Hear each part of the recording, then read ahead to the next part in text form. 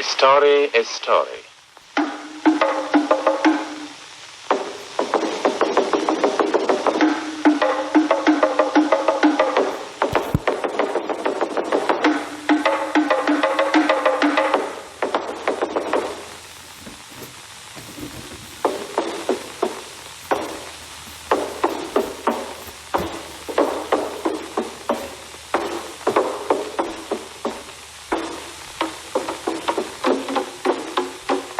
We do not really mean that what we are about to say is true. A story, a story. Let it come, let it go. Once there were no stories on earth to hear. All the stories belonged to Niame, the sky god. He kept them in a golden box next to his royal stool. And Nancy, the Spiderman, wanted to buy the sky god's stories. So he spun a web up to the sky.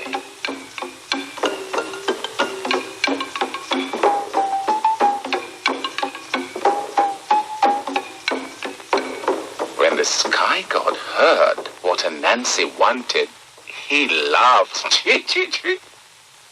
The price of my stories is that you bring me Osebo, the leopard of the terrible teeth, Mboro, the hornet who stings like fire, and Mwatia, the fairy whom men never see. Anansi bowed and answered, I shall gladly pay the price.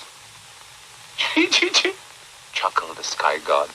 How can a weak old man like you, so small,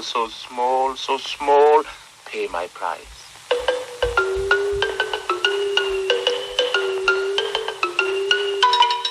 Anansi ran along the jungle path, yirdi, till he came to Osebo, the leopard of the terrible teeth. Oh-ho, Anansi, said the leopard. You are just in time to be my lunch. Anansi replied, As for that, what will happen, will happen. But first let us play the binding game. The leopard, who was fond of games, asked, How is it played? With vine creepers, explained Anansi.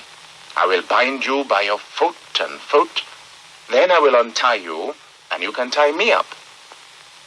Very well, growled the leopard, who planned to eat Anansi as soon as it was his turn to bind him. So Anansi tied the leopard by his foot, by his foot, by his foot, by his foot with a vine creeper. Then he said, Now, Osebo, you are ready to meet the sky god.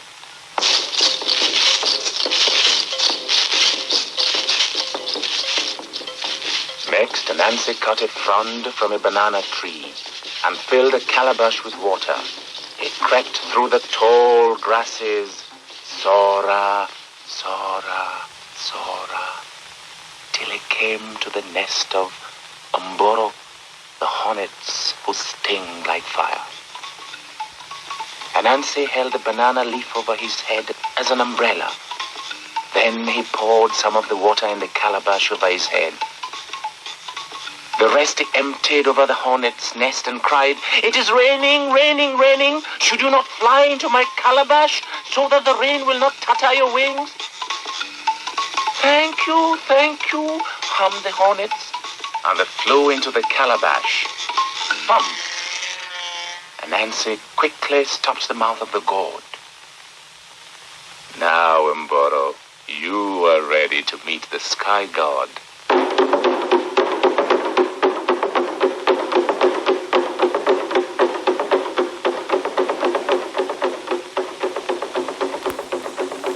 Anansi now carved a little wooden doll holding a bowl. He covered the doll from top to bottom with sticky latex gum. Then he filled the doll's bowl with pounded yams. he set the little doll at the foot of a flamboyant tree where fairies like to dance. In a little while, Moatia, the fairy who no man sees, came dancing, dancing, dancing to the foot of the flamboyant tree.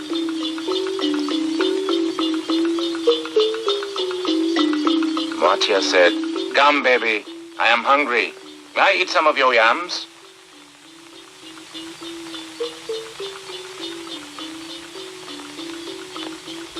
"Thank you, Gum Baby," said the fairy. "Don't you reply when I thank you?" cried the angry fairy.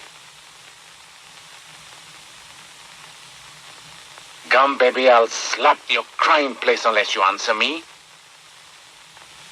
Pah! A hand stuck fast to the Gum Baby's sticky cheek. "Let go of my hand or I'll slap you again." Pah! Now the fairy was stuck to the Gum Baby with both hands, and she was furious. She pushed against the doll with her feet, and they also stuck fast. Now Anansi came out of hiding. "You are ready to meet the Sky God, Moatia."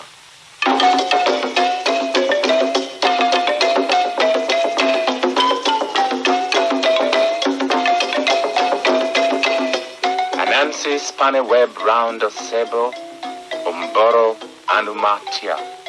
Then he spun a web up to the sky.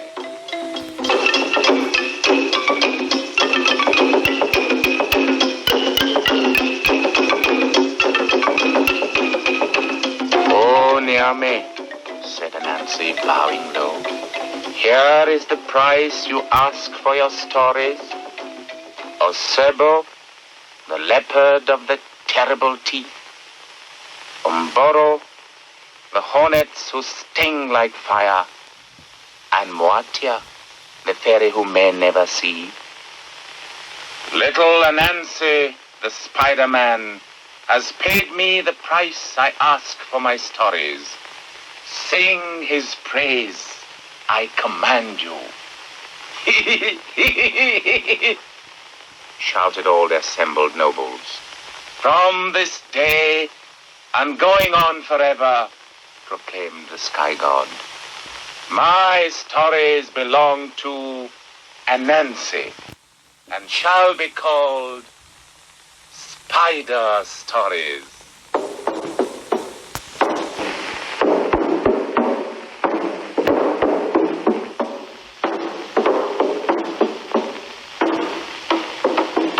So Anansi took the golden box of stories back to Earth. And when he opened the box, all the stories scattered to the corners of the world, including this one. This is my story which I have related.